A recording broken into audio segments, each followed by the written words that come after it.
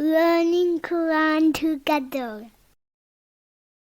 बिस्मिल्लाह अल्हम्दुलिल्लाह वस्सलातु वस्सलामु अला रसूलिल्लाह। सूरह तौबा आयत 71। वल्मुमिनून वल्मुमिनात, और मोमिन मर्द और मोमिन औरतें, बअदुहुम अवलिया बअद, बाज़ उनके बाज़ के दोस्त हैं। ईमान वाले मर्द और ईमान लाने वाली औरतें एक दूसरे के वाली और मददगार हैं, क्योंकि वो एक दूसरे की मुसीबतों में और उनकी सख्तियों में एक दूसरे के मदद करने वाले हैं। उनके दिल बाहमी मोहब्बत, हमदर्दी और नरमी में मुत्तफिक हैं, जैसे कि नबी सल्लल्लाहु अलैहि वसल्लम ने फरमाया, एक मोमिन दूसरे मोमिन के लिए अमारत की मानिंद है, जिसकी बाज़ ईंटें बाज़ को सहारा देती हैं। इब्ने कसीर। यअमुरूना बिल मारूफी, वो नेकी का हुक्म देते हैं, व यनहौना अनिल मुनकरी, और बुराई से रोकते हैं। ईमान वाले ही नेकी का हुक्म देते हैं और सबसे पहले खुद नेकी करते हैं, और बुरे अमाल और बुरे इखलाक से पहले खुद को रोकते हैं और फिर दूसरों को रोकते हैं। वयुकीमून अस्सलाता, और नमाज कायम करते हैं। वयुतून ज़काता, और ज़कात अदा करते हैं। वयुतीऊन अल्लाह व रसूलहू, और अल्लाह और उसके रसूल की अताअत करते हैं। अहले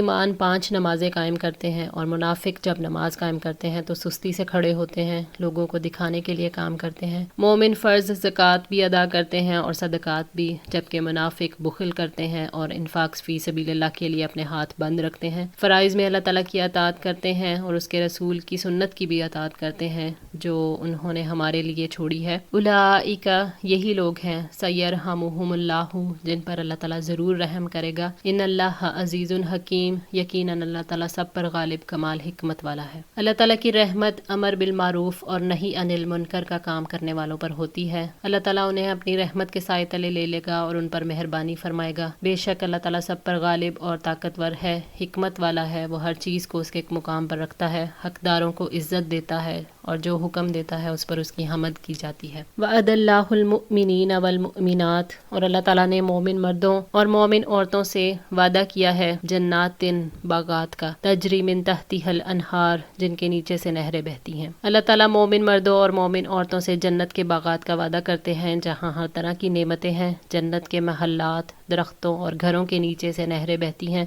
जन्नतों की खैर बरकत को अल्लाह ताला के सिवा कोई नहीं जानता। खालिदीन फीहा, उनमें हमेशा रहने वाले हैं। व मसाकिना तय्यिबातिन, और पाकीज़ा घर, फी जन्नाती अदन, अदन के बागात में। अल्लाह ताला ने इन घरों को अपने मुत्तकी बंदों के लिए सजाया है। जन्नत एक ऐसा मुकाम है जिससे बढ़कर कोई आरजू करने वाला आरजू नहीं कर सकता। वहाँ ऐसे बाला खाने हैं जिनके अंदर से बाहर का नज़ारा किया जा सकेगा। जन्नत में दिल सुकून पाएंगे, रूहें सैराब होंगी, और मोमिन हमेशा हमेशा उसमें रहेंगे। व रिज़वानुम मिन अल्लाहि अकबरू, और अल्लाह ताला की रज़ामंदी सबसे बड़ी है।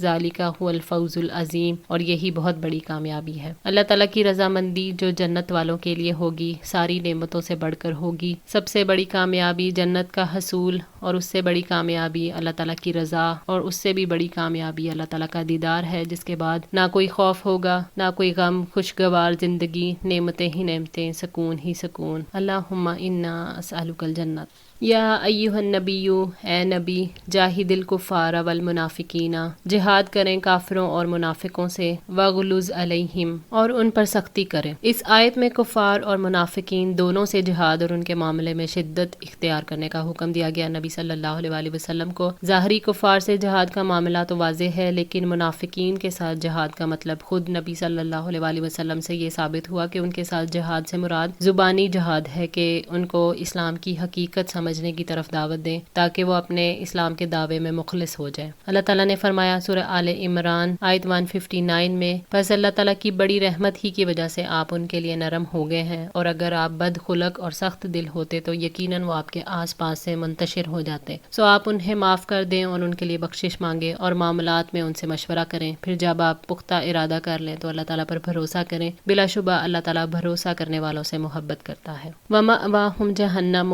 और उनका ठिकाना जहन्नुम है। वबिअसल मसीर, और बहुत ही बुरा ठिकाना है। मुनाफिकों की जाए करार जहन्नुम है, जहाँ से वो कभी नहीं निकलेंगे। बहुत ही बुरा ठिकाना और लौट कर जाने की बुरी जगह है, जहाँ ना मौत होगी ना जिंदा रह पाएंगे, और जहाँ मुनाफिक सबसे निचले दर्जे में होंगे। यहलिफून बिल्लाही, वो अल्लाह ताला की कसमें खाते हैं। मा कौलू, के उन्होंने बात नहीं की। वलकद कौलू कलिमतल कुफ्री, हालांकि बिलाशुबा उन्होंने काफराना बात की। व काफरू बअद इस्लामिहिम, और اپنے اسلام کے بعد انہوں نے کفر کیا، یعنی جب انہوں نے اس شخص کی طرح بات کی جس نے یہ کہا تھا لَيُخْرِجَنَّ الْأَعَزُّ مِنْهَا الْأَذَلَّ، کہ عزت دار ذلیل لوگوں کو مدینہ سے باہر نکال دیں گے، سورہ المنافقون آیت 8۔ اور وہ باتیں جو دین اور اسلام کے ساتھ مذاق کرتے ہوئے ایک کے بعد دوسرا کرتا تھا، جب ان کی یہ بات نبی صلی اللہ علیہ وآلہ وسلم کو معلوم ہوئی تو وہ قسمیں کھاتے ہوئے آپ کی خدمت میں آ گئے اور کہنے لگے کہ انہوں نے یہ بات ہرگز نہیں کی۔ اس کے پس منظر میں حضرت زید بن ارقم کہتے ہیں کہ ایک لڑائی میں غزوہ بنی مطلق سے واپسی پر جب مہاجرین اور انصار میں جھگڑا ہوا تو عبداللہ بن ابی کو یہ کہتے ہوئے سنا کہ لوگو تم ایسے کرو کہ پیغمبر کے پاس جو لوگ یعنی مہاجرین جمع ہو گئے ہیں تم ان کو خرچ کے لیے کچھ نہ دو، وہ خود بخود ان کو چھوڑ کر چلے جائیں گے، اور اگر ہم لڑائی سے واپس پہنچے تو عزت والا ذلت والے کو باہر نکال کرے گا۔ میں نے اس کی یہ بات اپنے چچا سعد بن عبادہ سے یا عمر رضی اللہ تعالیٰ عنہ سے بیان کی تو انہوں نے نبی صلی اللہ علیہ وآلہ وسلم کو اس کی اطلاع کی۔ آپ صلی اللہ علیہ وآلہ وسلم نے پہلے مجھے بلایا اور دریافت کیا تو میں نے ان باتوں کا اقرار کیا، پھر آپ نے عبداللہ بن ابی اور اس کے ساتھیوں کو بلایا تو وہ مکر گئے اور قسمیں کھانے لگے کہ ہم نے ایسا ہرگز نہیں کہا، تو نبی صلی اللہ علیہ وآلہ وسلم نے مجھے جھوٹا سمجھا اور عبداللہ بن ابی اور اس کے ساتھیوں کو سچا، کیونکہ اس کے ساتھی بھی قسمیں کھا رہے تھے، تو اس بات کا انہیں اتنا رنج ہوا جتنا پہلے کبھی نہیں ہوا تھا، تو وہ گھر میں بیٹھے رہے اور ان کے چچا کہنے لگے کہ یہ تم نے کیا کیا، آخر نبی صلی اللہ علیہ وآلہ وسلم نے تجھے جھوٹا سمجھا اور ناراض ہوئے، تو اللہ تعالیٰ نے اس وقت سورہ منافقون نازل فرمائی، تو نبی صلی اللہ علیہ وآلہ وسلم نے انہیں بلایا اور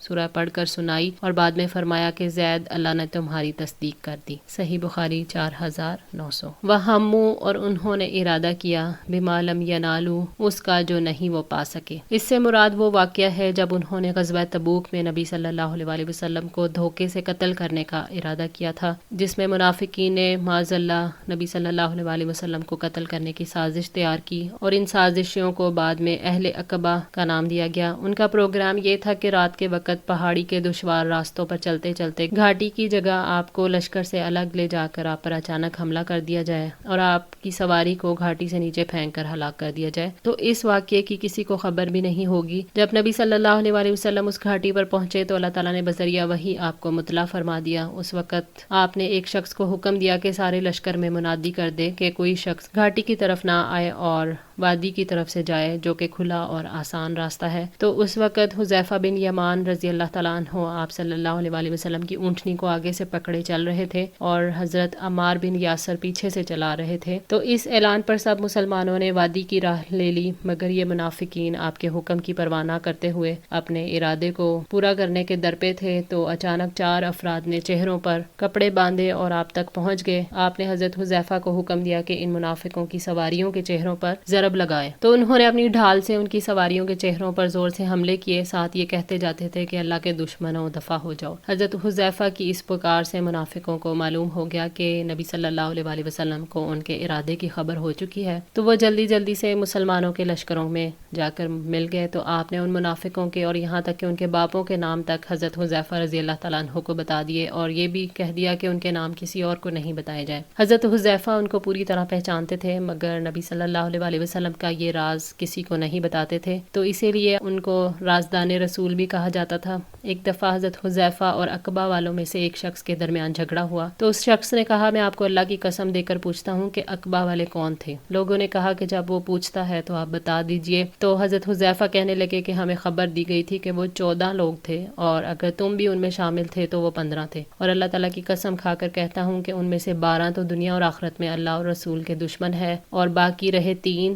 تو انہوں نے عذر کیا تھا کہ ہم نے رسول اللہ صلی اللہ علیہ وآلہ وسلم کی منادی کی آواز نہیں سنی تھی، اور نہ ہمیں یہ معلوم ہو سکا تھا کہ ان لوگوں کا ارادہ کیا تھا، صحیح مسلم 3037۔ وما نقموا، اور انہوں نے انتقام نہیں لیا، الا ان اغناہم اللہ ورسولہ، مگر یہ کہ ان کو اللہ اور اس کے رسول نے غنی کر دیا، من فضلہ، اپنے فضل سے۔ منافقوں کے عجیب حال کو اللہ تعالیٰ نے بیان فرمایا ہے کہ اس ہستی کی توہین کرتے ہیں جو انہیں اندھیروں سے نکال کر روشنی میں لائے اور ان کی فقیری کے بعد ان کو مالدار بنایا۔ ان کا اسلام پر غصہ اس وجہ سے ہے کہ اسلام نے انہیں مالدار بنا دیا تھا۔ کیا اللہ کے نبی کا یہ حق نہیں ہے کہ وہ ان کی تعظیم کریں اور ان پر ایمان لائیں؟ فَإِن يَتُوبُوا، پھر اگر وہ توبہ کر لیں، یکو خیرا لہم تو ان کے لیے بہتر ہوگا۔ اللہ تعالیٰ نے منافقوں کو سچے دل سے توبہ کرنے کی نصیحت کی ہے کہ اگر توبہ کر لی تو دنیا اور آخرت کی سعادت مل سکتی ہے۔ وَإِن يَتَوَلَّوْا اور اگر وہ منہ پھیر لیں يُعَذِّبْهُمُ اللَّهُ عَذَابًا عَلِيمًا تو اللہ تعالیٰ ان کو دردناک عذاب دے گا فی الدنیا والآخرہ